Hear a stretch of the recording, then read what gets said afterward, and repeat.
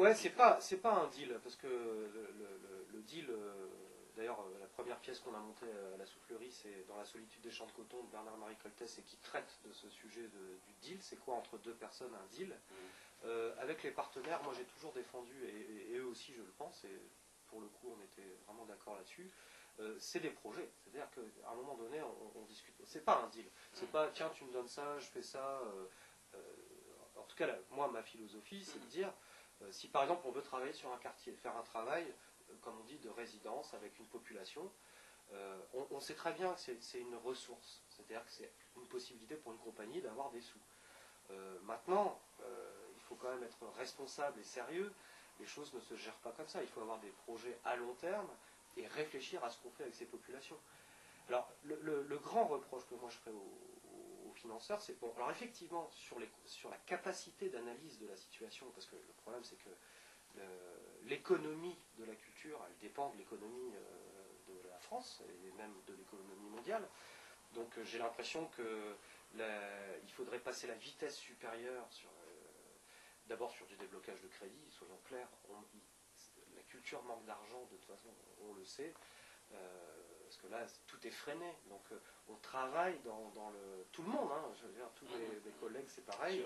On travaille, je veux dire, enfin, le budget, c'est peau de chagrin. Donc on est obligé de réduire tout. Donc moi, je ne sais pas assez. Il y a une crise. La crise, là, elle frappe la culture. Mais y compris les grandes institutions. Hein, bien sûr, bien sûr. Voilà. Bah, la Soufflerie, justement, était très... pour le coup, avait un budget assez important. Et bon, bah, on voit bien qu'on a été frappé. Après, il y a aussi les petites compagnies qui ont du mal à s'en sortir. Mais effectivement, il y a un problème de conseil. Ça, c'est clair que je pense que les partenaires politiques, financiers, ne se dotent pas assez de conseillers qui soient... Je crois c'est très intéressant parce que ça pourra peut-être ultérieurement, on verra comment sera reçu cette interview par les blogueurs et tout ça, les décideurs qui regardent aussi ce blog, parce que c'est peut-être doter l'administration d'un outil supplémentaire dans ce domaine, parce que... Ben, notamment en ce qui concerne les compagnies, parce que c'est-à-dire qu'effectivement, au bout d'un moment, on gère une compagnie comme une entreprise, au sens noble du terme. La seule différence, c'est que ce sont des associations. En tout cas, c'était le cas de la Soufflerie, et une association n'a pas le droit de faire de bénéfices. Enfin, c'est un peu la règle. Mais sinon, je veux dire, la gestion d'une compagnie de théâtre, c'est la gestion d'une entreprise. Et là-dessus, nous, on a eu la chance de faire un DLA, c'est un dispositif local d'accompagnement, c'est-à-dire, en gros, c'est une aide de certaines collectivités qui permettent d'avoir un conseiller.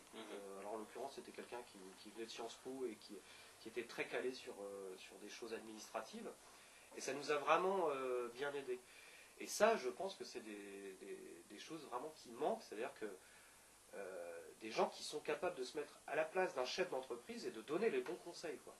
Y compris les trucs, attention, vous allez dans le mur.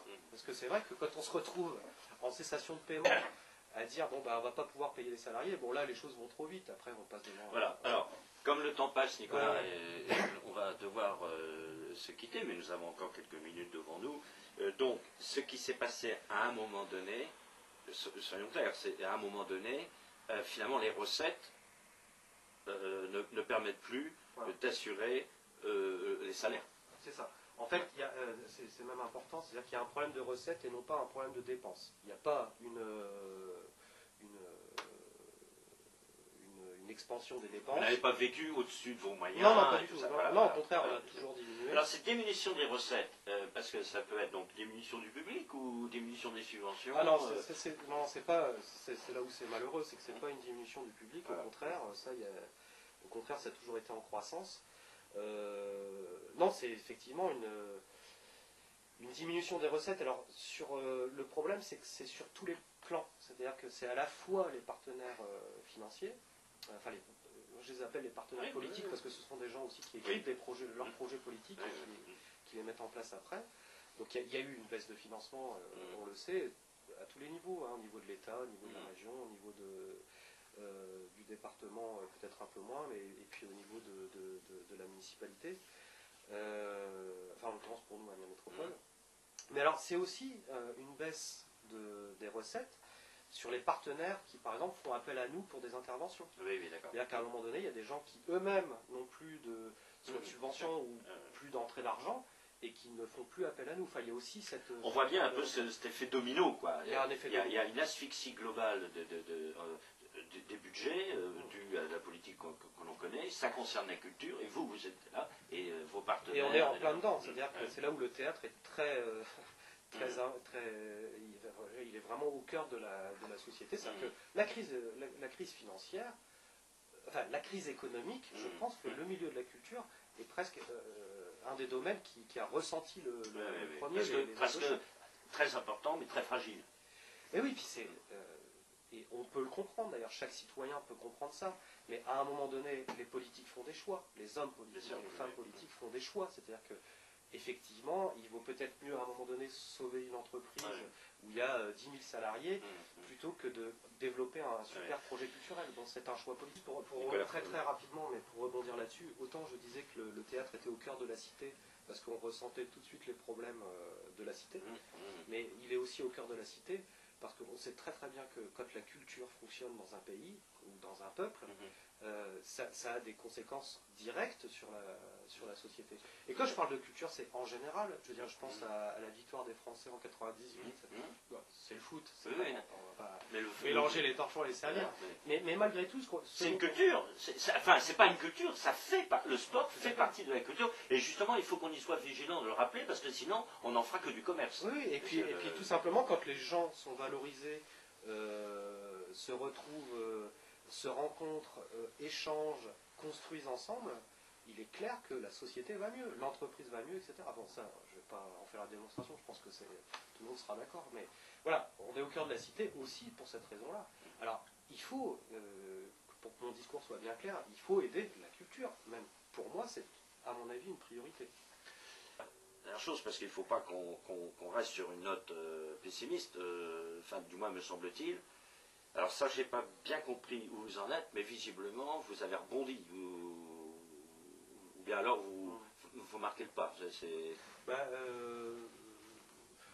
Moi, je reste sur une note pessimiste, clairement. C'est-à-dire que l'aventure de la soufflerie, pour moi, a été une aventure très très positive. Et je ne regrette en rien tout ce qui s'y est passé, même jusqu'au dernier moment.